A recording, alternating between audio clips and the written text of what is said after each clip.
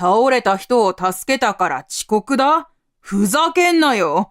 自由席にしか乗れないような貧乏人の女と、俺の貴重な発表、どっちが大事か、そんなこともわからないのか。それとも、その女の命の方が大事だっていうのか？大事には至らなかった？大したことないんだったら放っておけばいいだろう。介抱する必要がないことくらいすぐわかるだろうが。俺の方がはるかに重要な人間だろう。このバカが。優先順位もろくにつけられないお前は、うちの病院にはふさわしくない。お前はクビだ。電話の向こう、先輩医師の松井は、俺のクビを一方的に宣言すると、すぐに電話を切った。医師の俺は、大事な学会に向かう途中の新幹線で、具合の悪い女性を発見し、介抱していた。しかし、そのせいで学会にはどう頑張っても遅刻してしまうことに。そのため松井に電話をしたら、このざまだ。大して長く話していたわけではないが、松井の怒鳴り声は、俺の隣にいた女性にも聞こえてしまったらしい。せっかく体調が持ち直してきたというのに、顔色は逆戻りだ。私のせいでご迷惑をおかけしてしまいました。ごめんなさい。彼がこういうことを言うのはいつものことなんですよ。何度もクビだって言われてますけど、クビになった試しがない。だから安心して。俺が彼女をなだめていると、やがて女性が呼んだ迎えの車が滑り込んできた。その車の登場とともに、俺の人生は大きな転換点を迎えることとなる。俺は飯塚修平、39歳、職業は医者だ。今年の春、今まで勤めていた病院を辞め、今の病院に赴任した。新生活、新しい環境に新しい人間関係と、新年度を迎える人間は期待に胸を膨らませることも多いだろう。だが、俺の場合膨らんだのは不安と落胆だった。正式に働き始める前、院内の雰囲気を見て回ったとき、どことなく嫌な感じのする病院だと思っていたが、その感覚は正しかった。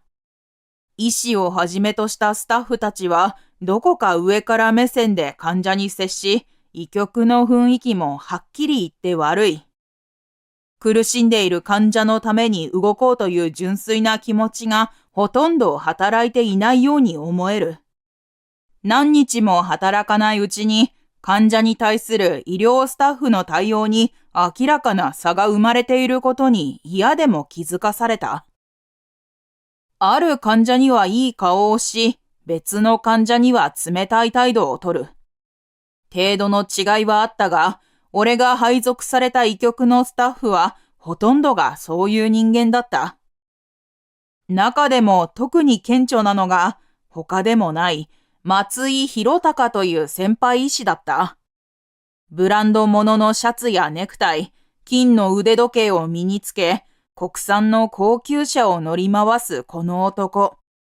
受け持つ患者は皆有名人や金持ちばかりだった。医局でそれなりの発言力を持っているためか、自分の益になりそうな患者が入ってくると、すぐ自分が担当に入る。それ以外の患者、つまりは財力のない患者は他の医者に押し付ける。俺も当然例外ではなく、赴任後しばらくして病院へ運ばれてきた患者の担当を下ろされた。その患者はとある会社の社長夫人だったそうだ。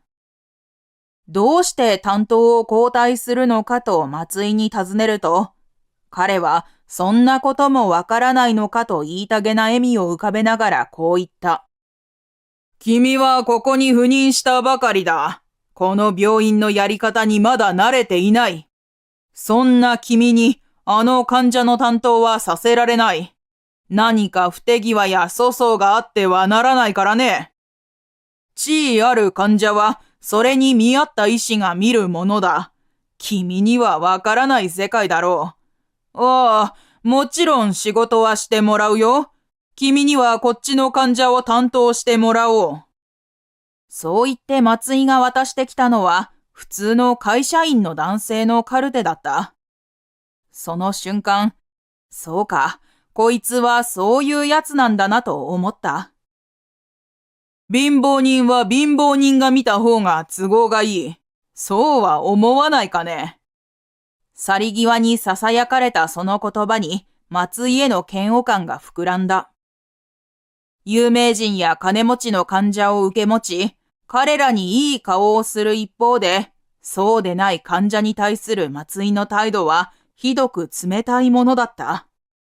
彼は松井という医師は腕がいいという噂を聞きつけてわざわざやってきた患者でも、彼のお眼鏡にかなわなければ冷たくあしらってしまう。すがりつく患者の家族を見下ろして、お話になりませんな。お願いがあるというならば、それなりの誠意を示していただかなければ。無理だというのなら、それでも構いません。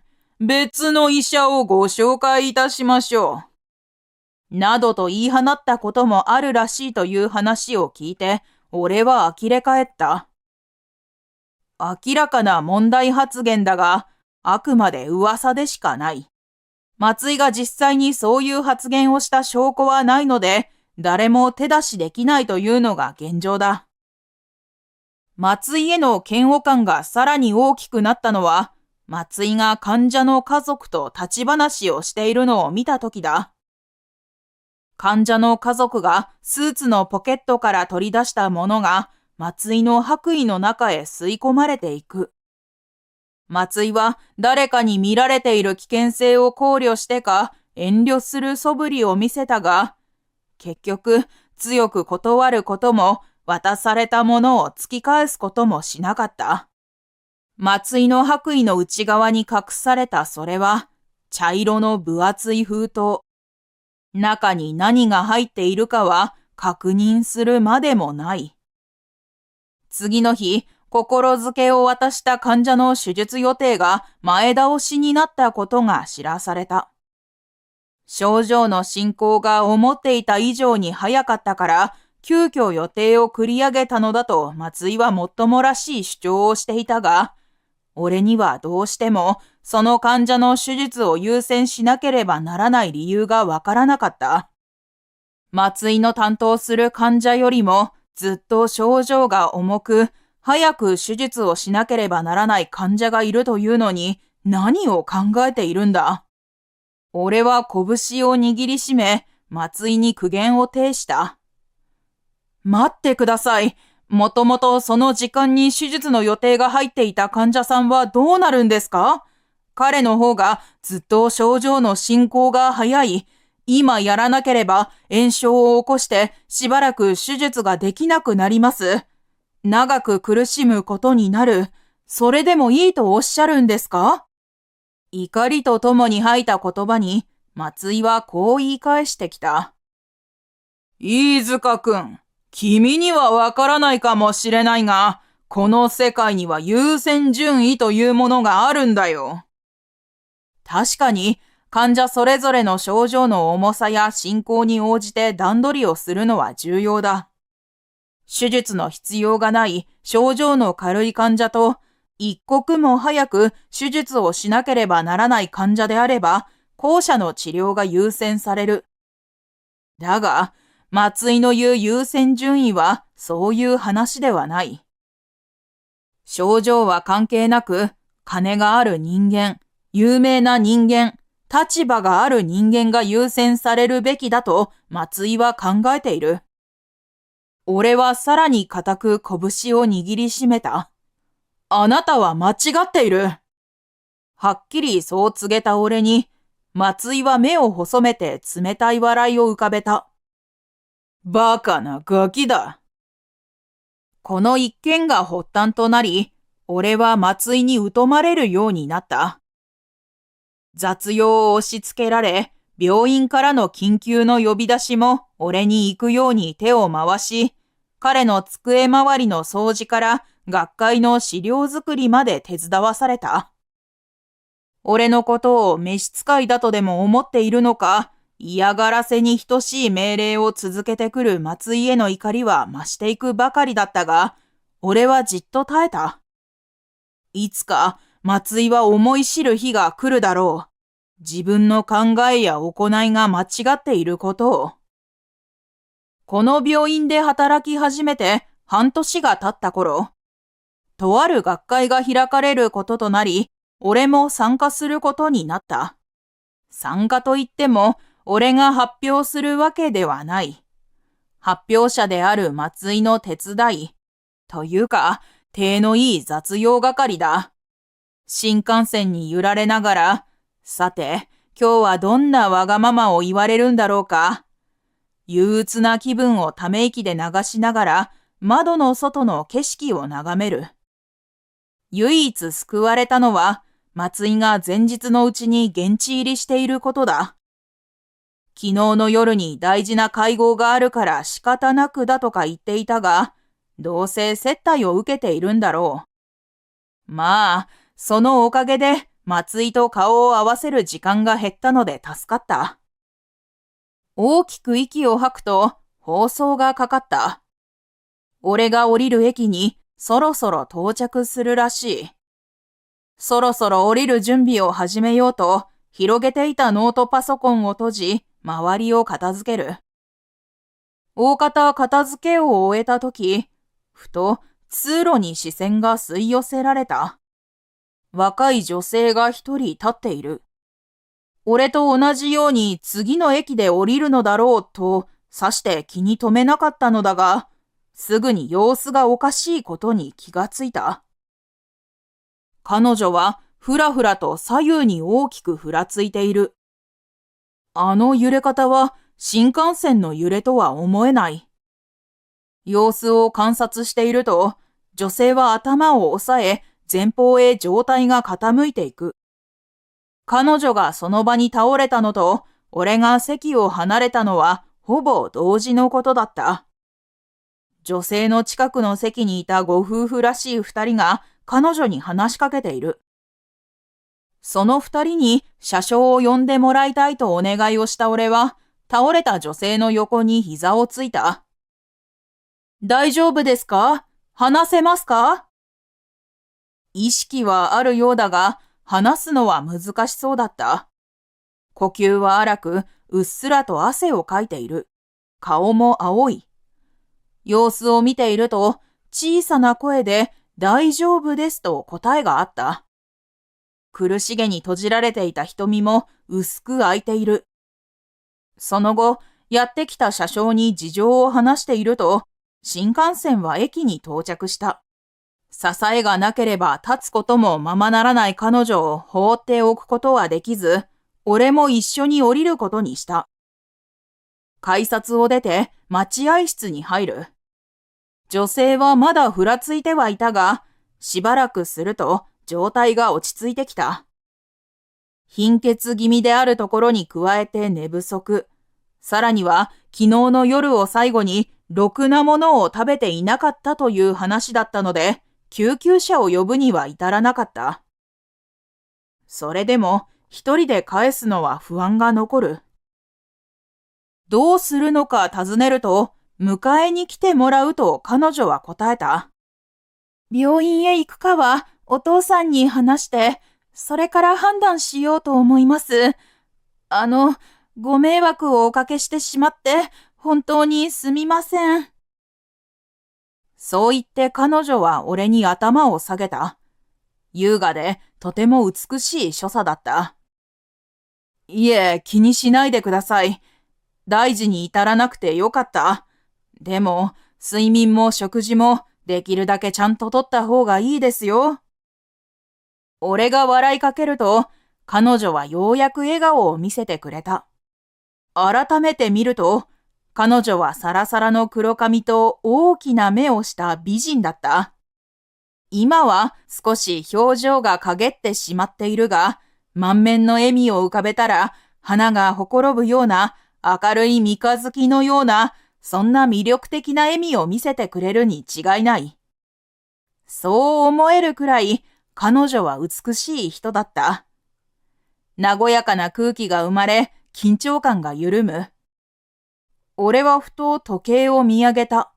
そしてそこでようやく学会のことを思い出した。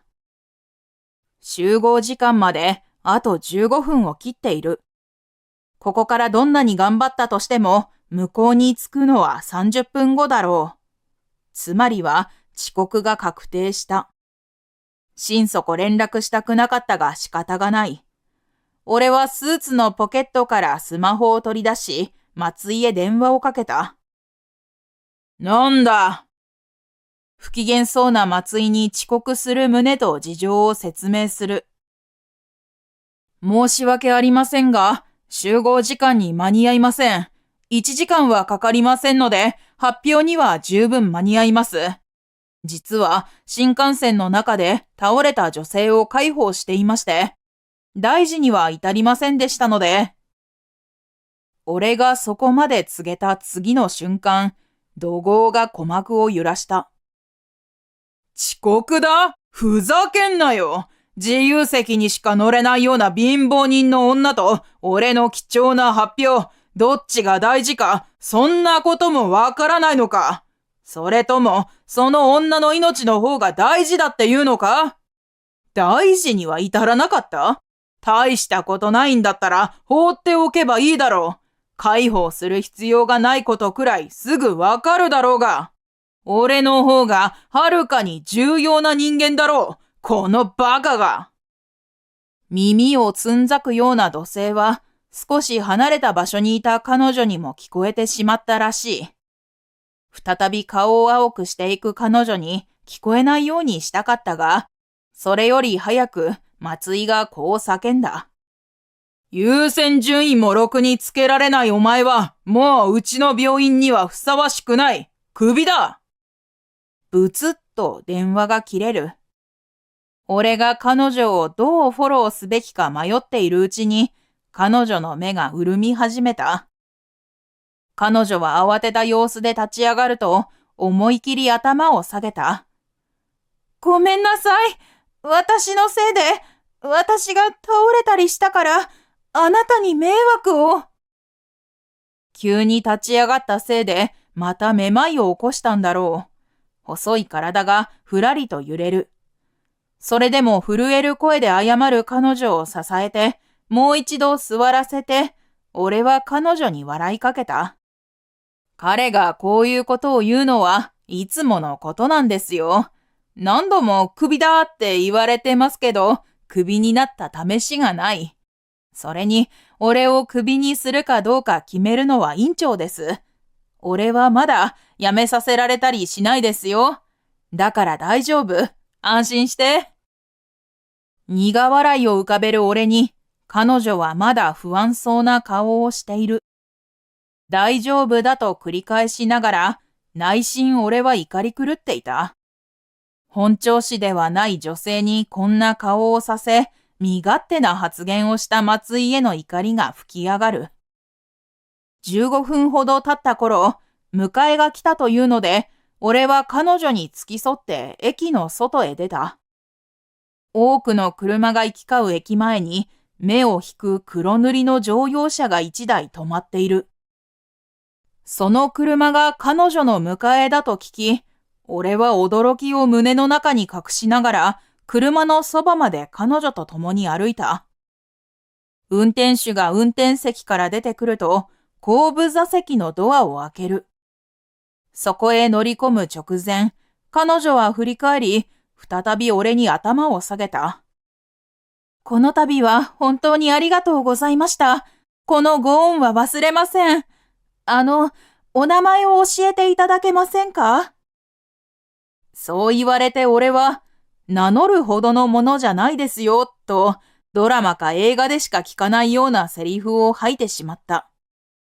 だが彼女は納得せず、彼女を迎えに来た運転手にも頭を下げられてしまったので、名乗ることにした。飯塚修平さんですね。絶対に忘れません。本当にありがとうございました。最後に深くお辞儀をすると、彼女は車に乗って去っていった。車が見えなくなるまで見送った俺は、タクシーを拾い、急いで会場へ向かった。結局、会場に着いたのは、松井の発表が始まる30分前だった。松井は俺に罵詈雑言を投げつけてから登壇し、発表が終わってからも怒りが収まらなかったのか、集中できなかっただのなんだのと文句を言った。荷物持ちをさせられるのは想像の範囲内だったが、他にもいろいろこき使われた挙句、その間もグズだののろまだのとひどい言葉を浴びせられる。彼の嫌味や罵詈雑言には慣れていたが、さすがにヘトヘトになってしまった。すべてを終えて家に戻ったのは日付を超えて午前2時。食事もシャワーもそこそこに気絶するようにベッドへ倒れ込んだ。学会後、休日明けの月曜日、いつものように出勤した俺は院長からの呼び出しを受けた。松井と一緒に院長室まで来てほしいとの言葉に、俺は憂鬱になったが、松井はご機嫌だった。学会での発表は成功だったからな。さすが院長、その噂を早速聞きつけて、お褒めの言葉をくださるに違いない。もしかすると、昇進の話かもしれない。そして飯塚くん、君はきっと首の宣告をされることだろう。学会の次の日に院長へ進言しておいたからね。次の就職先のことを考えておいた方がいいぞ。まあ、うちの病院を辞めさせられたという噂が広まれば、君はどこにも雇ってもらえないだろうから、次は医者以外の職に就くことをお勧めするよ。それか、田舎の町医者になるという手もあるな。田舎は空気も美味しいし、都会ほど忙しくもない。いや、まったく羨ましいね。上機嫌な松井を睨みつけるが、自分が褒められると思い込んでいる彼はどこ吹く風だ。院長室のドアをノックする。落ち着いた声に促され、俺と松井は中へ入った。いやあ、二人とも。忙しいところ呼び出してすまないね。机に向かって書き物をしていた院長はペンを置くと立ち上がり、俺たちにソファーへ座るよう勧めた。俺たちが腰を落ち着けると、院長は早速口を開いた。まず、松井くん。先日の学会での発表、ご苦労だった。噂はいろいろ聞いているよ。松井の目が輝く。だが、続いて院長が発したセリフは、松井の期待を裏切った。飯塚くん、君に礼を言いたい。本当にありがとう。松井は、わけがわからないという顔をしている。だが、礼を言われた俺も同じく、院長の話を理解できなかった。首をかしげる俺に、院長は微笑んだ。なぜかその笑みに見覚えがあるような気がした俺は、院長の話にすべてを理解する。学会の日、君は新幹線の中で一人の女性を助けただろう。大学生くらいの若い女性だ。貧血で立っていられなくなったところを介抱した女の子だよ。もしかしてという確信めいた思いを抱きつつ、俺はうなずく。あの子はね、私の娘なんだ。そう言って院長は再び微笑んだ。魅力のある明るい三日月のような、そんな笑顔だった。院長の娘さんは、学会が行われた会場の近くにある大学に通っているという。家の用事で実家に帰省していた彼女は、下宿先へ戻る途中の新幹線の中で具合を悪くした。小さな頃からよく貧血で倒れていた彼女は、倒れてた人間を介抱したり、面倒を見てくれる人間があまりに少ないことをよく知っていた。だから余計に、倒れた自分を介抱し、心配し付き添ってくれた俺に大きな恩義を感じてくれたらしい。家へ戻ると、医師であり、病院の院長である父親にすべてを話した。そして、その話の中で、俺の名前が出てきたわけだ。名前と外見の特徴を娘から聞いて、君のことだとすぐにわかったよ。あの子の分もお礼を言わせてくれ。娘を助けてくれて本当にありがとう。深々と頭を下げる院長に、俺は慌てて声をかけた。顔を上げてください。医師として、いえ、人間として当たり前のことをしただけですから。俺がそう言うと、院長はゆっくりと顔を上げた。そして、ちらりと松井の方へ視線をやると、こう口にした。だが、その当たり前のことができない人間もたくさんいるんだよ、飯塚くん。松井がぎくりと肩を揺らす。ああ、そんなことがあったんですね。よくやったぞ、飯塚くん。院長先生のお嬢さんを助けるなんて素晴らしい行いだ。口元を引きつらせながら、松井が俺の背中を叩いてくる。ところで松井くん、君のことも娘は話していたよ。そんな女は放っておけと怒鳴っていたそうだが、貧乏人の女と俺の貴重な発表、どっちが大事か、そんなこともわからないのか、だったか？院長の冷ややかな視線にさらされて、松井はさらに表情を引きつらせた。記憶にありませんな。お嬢さんの聞き間違いでは、私が怒鳴った証拠はないでしょう。あの通話を録音しておくべきだったと後悔したが、過ぎたことを考えても仕方がない。さて、飯塚くん、君に今日来てもらったのはもう一つ理由がある。前から話していた特任教授についてもらう件だが、準備が整った。早速来月からその仕事についてもらいたい。この言葉に松井の顔が変わった。待ってください。それは暴挙ではないですか？娘さんを救ったこの男が気に入ったのはわかりますが、それだけの理由で特任教授の椅子を用意するなんて。立ち上がった松井が怒鳴り散らす。松井くん、私はそんな理由で彼を特任教授に任命するわけではない。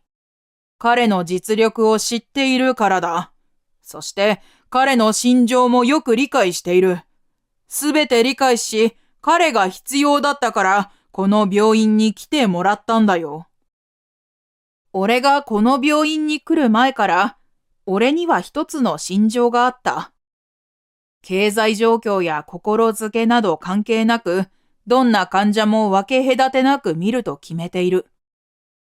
以前働いていた病院でも、俺は他の医師から患者を回されることが多かった。